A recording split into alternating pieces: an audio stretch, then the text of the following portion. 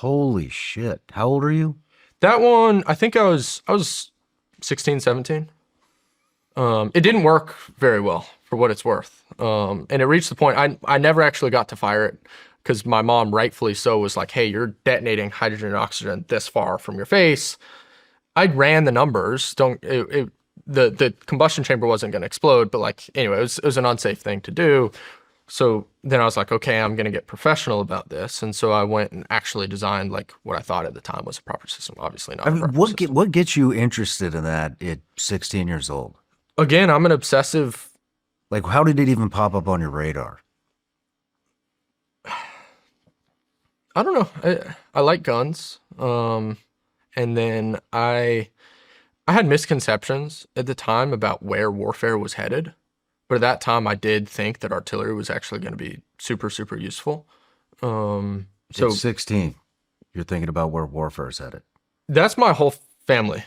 So like that is one of my dad. I mentioned that he worked in finance. He also shares my brother and I's like weird infatuation with aircraft. Like he's like obsessive and can tell you anything about any military aircraft. And then my mom's older and younger brother, Nathan and Christopher, were both big time pilots, are in one case. And so flew F-16s, flew B-2s, flies B-2s, flies B-2s.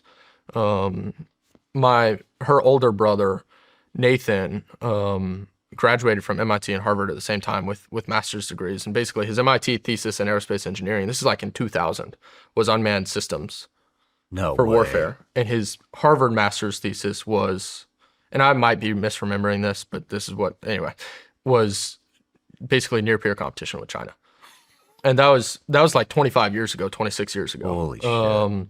And so this is always the dinner table conversation. Like I didn't arrive at this way of thinking on my own. And like I said, it's important to cultivate these conversations. This is what you guys are talking about at dinner? Oh yeah, I want to have dinner with you guys.